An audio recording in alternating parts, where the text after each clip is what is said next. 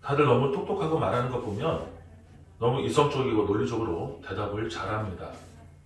자기는 틀린 게 하나도 없고 오직 나만 옳다고 하는 거죠. 실제로 우리 주변에 보면 진짜 많이 공부한 사람들이 엄청 많은 것 같아요. 얼마 전에 기사를 보니까 우리 대한민국의 20대, 30대 젊은이들 학력이 대졸자가 36%나 된대요. 그러니까 대졸자가 고졸이나 그렇지 않은 사람보다 더 많아진 세상이 되어버린 거죠. OECD 국가 중에서도 대졸자 비율이 최고라고 하더라고요. 이게 나쁜 일이라고만 할 수는 없지만 그냥 웃을 수만 있는 일도 아니게 된 거죠. 아시다시피 많이 배우면 배울수록 더 고집이 세고 웬만해선 굽힐 줄 모르는 거 아닙니까? 이 욥과 세 친구들 역시 욥과 친구를 할 정도면 그 당대에 뛰어난 석학들의 반열에 이미 오른 사람들이었는데 얼마나 말도 잘하고 얼마나 옳은 소리만 했겠습니까? 문제는 모두 다 인간의 생각과 이성적인 논리로 치고받고 혈투를 부렸기 때문에 하나님께서 더 이상 지켜볼 수가 없었던 것입니다. 그렇다면 요즘 우리들 현 시대를 보면서 하나님께서 얼마나 답답해 하실까? 한두 가지도 아니고 정말 난장판, 가관에 가까울 텐데 온갖 증거로 보여주면서 깨닫게 하실 텐데 분명히 가만히 계시지는 않을 텐데 말입니다. 지금처럼 신학이 발전되고 수많은 교회들과 수많은 명설교 그리고 수많은 신앙 교육 자료들 앞에서 제대로 된 올바른 신앙과는 거리가 먼 속빈 감정과 같은 신앙인들이 자기가 옳다고 나는 제대로 하고 있다는 착각 속에서 사는 사람들이 얼마나 많습니까? 우리의 평소의 삶의 모습으로 그리스도의 향기와 그리스도의 성품으로 살지 못하면서 큰 교회 다니는 것으로서 수많은 프로그램 속에서 수많은 예배와 기도 프로그램 같은 걸로 겉으로 마치 보여지는 것으로 믿음을 증명하려고 하는 여전히 기복신앙에서 벗어나지 못한 우리의 믿음의 모습들이 얼마나 많은가 하는 것입니다. 왜 다른 사람들은 아무도 인정하지 않는데 유독 나 스스로만 증명해내려고 애쓸 수밖에 없는 우리의 믿음 수준들이 마치 욥의 친구들처럼 옥신각신 네가 크네 내가 크네 하는 모습이 아닌가 하는 것입니다. 자, 우리 말씀 한 구절 볼까요? 사사기서 17장 6절 말씀입니다. 시작. 그때에는 이스라엘 왕이 없었으므로 사람마다 자기 소견에 오른 대로 행하였더라. 아멘. 3000년 전 시대 사람들의 모습과 우리의 모습이 별 차이가 없다는 겁니다. 그래서 하나님께서 우리에게 말씀하시죠. 무지한 말로 생각을 어둡게 하는 자가 누구냐. 지금 우리에게 갖다 붙여도 전혀 이상하지 않는 말씀입니다. 헛똑똑이라는 거죠. 우리가 자기 소견대로 자기 마음대로 움직이는 것은 그 우리 속에 왕이 없기 때문이라는 거예요. 우리에게 하나님이 없기 때문에 하나님이 두려운 줄 모르고 우리 마음대로 하고 돌아다닌다는 거죠. 예전에 어디서 이런 글을 본 적이 있습니다. 고아원 출신 친구가 불쌍해서 매년 명절마다 자기 집에 초대해서 명절을 같이 보냈었대요. 다행히 부모님들도 그 친구를 불쌍히 봐주셔서 자식처럼 한 가정의 따뜻함을 나누고 같이 엄마 부르면서 명절 때마다 함께 지냈답니다. 근데 나중에 이 고아 친구가 자기를 초대했던 친구가 가장 부러웠던 것 중에 하나가 다름이 아니라 부모님께 혼나는 모습이 가장 부러웠다고 하더라고요. 나도 부모가 있어서 관심에서 나오는 사랑에서 나오는 꾸중을 그렇게 듣고 싶었다는 거죠. 그래서 나중에 엄마 나도 등짝 좀 때려주세요 라고 하더라는 거예요. 우리가 하나님께 꾸중 들을 때 그때가 축복인 줄 믿습니다. 그 꾸중 아무 때나 아무한테나 해주는 거 아니지 않습니까? 하나님께서 오늘 본문과 같이 우리를 위해서 혼내시면 그 말에 인정하고 순종해서 잘못을 시인하고 다시는 그러지 않겠습니다. 용서를 빌어야지 오히려 반항하고 삐뚤어지게 나가면 답이 없다는 겁니다. 아무리 하나님께서 직접 간접적으로 꾸중을 들어도 듣지 않는 것은 여전히 나는 잘못한 게 없고 내가 옳다고 생각하기 때문인 것이죠. 누구보다 옳다는 거예요. 하나님보다 내 생각이 맞다고 우기는 거잖아요. 순종 안 하는 건 하나님보다 내가 옳다고 우기는 거죠. 그러면 나중에 어떻게 될까요? 나중에 하나님께서 꾸중도 하지 않게 되지 않겠습니까? 그럼 나는 편해졌다고 생각할지 모르겠지만 그게 저주인지도 모르는 것이죠. 그래서 아직 우리가 멀었다는 겁니다. 그러니까 오늘 욥기서에서 말하는 신정론은 신학적으로 어렵게 볼 게 아니라 무슨 일이 닥쳤을 때 내 목소리를 내는 것이 아니고 내 주종으로 똑똑한 노래를 펼치는 게 아니라 조용히 가만히 하나님께 바랄 것을 바라는 것이 우리의 임무라고 욥기서에서 말씀하고 있는 것입니다.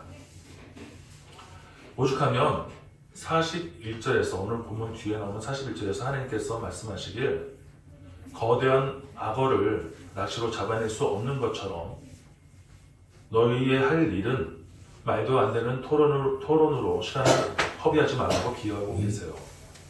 즉 하나님의 주권과 하나님께 대한 우리의 인간적인 전적인 순종만이 우리의 할 일이라는 것입니다. 시편 119편 68절은 이렇게 말씀합니다. 함께 보겠습니다.